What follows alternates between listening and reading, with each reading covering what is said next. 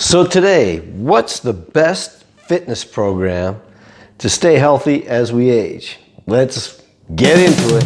Let's get into it. Come on now.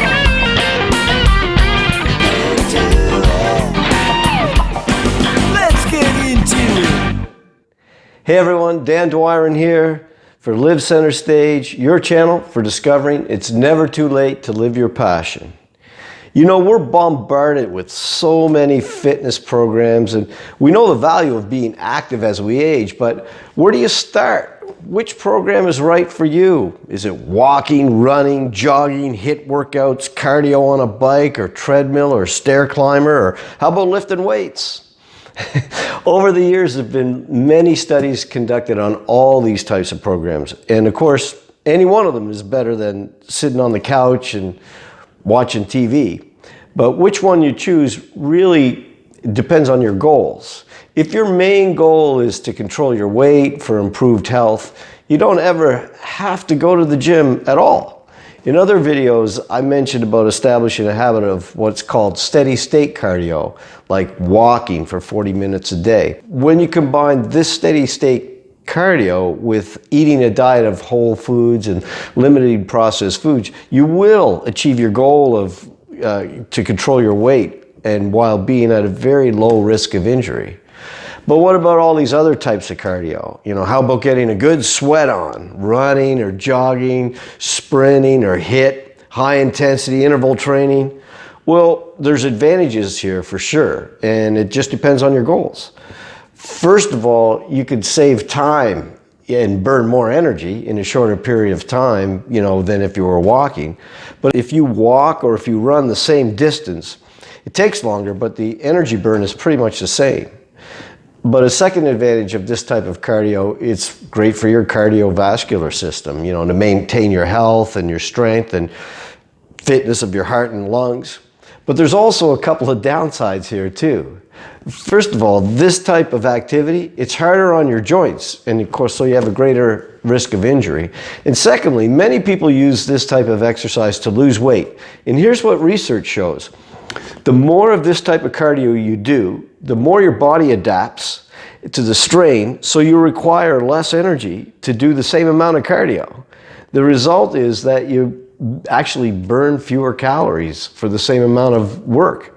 So for example, if this week I started a running regime and I jogged 3 kilometers in a half an hour, I'd expect to burn about 175 calories. If I continue to do this over a period of time, my body adapts, and if I ran the same length of time, same distance, I'd burn fewer calories. So the only way I could maintain that same calorie burn would be I'd have to run longer or a greater distance. That's why so many people who begin this type of program are initially excited about their progress, and then they get discouraged and quit. Another downside is that through evolution, our body's #1 priority is survival. And when we do cardio, in an attempt to try to preserve our energy, our bodies reduce the expenditure of our resources. Muscle is the most expensive resource for the body to maintain, and it's not as vital when we're performing cardio. So your body will not prioritize feeding your muscles, but instead it'll use that energy for the cardio activity. This results in losing muscle. And so even if we lose weight, a significant portion of that loss is muscle and not the fat we want to lose.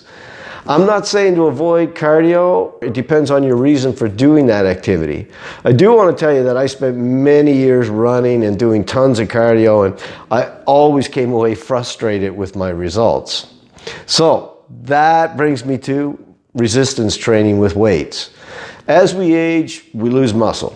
And it was thought that we also lose the ability to create muscle due to decreased testosterone and other hormonal adaptations. More recent study has proven that our muscle loss can be more attributed to living a much more sedentary life in retirement. You know that old saying, use it or lose it. Well, it's true. New research now shows that as we age, the #1 thing that we can do to preserve muscle and lose fat and maintain mobility is resistance training. Let's face it, if you're stronger, you're better able to have a longer and much more active life. Additionally, I mentioned earlier that muscle is more expensive for your body to maintain, but when you ask your muscles to do more, they need to grow, and you need more energy to feed those muscles. So a side benefit is that you get to eat more to fuel those muscles. So you eat more, you get stronger, you maintain your health and mobility. It sounds too good to be true, but it's not. I've tried weightlifting sporadically a few times over the past 5 years, but I only really decided to take a long-term sustained approach to it about 18 months ago.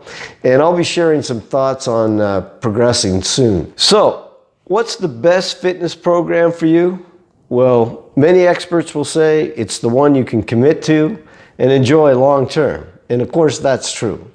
But let me know your thoughts in the comments below. And also, if you always want to know when new videos are up, just click the subscribe and notification bell here in the corner. In the next few videos, I'll be suggesting some ideas to audition, progress, and adapt these different styles of exercise and build your own program, and also combine them to take advantage of all the positive aspects of each. So you get to try them all out, and that'll give you the energy and the strength to get out there, live your center stage, give the performance of your lifetime. And I'll see you in the next video.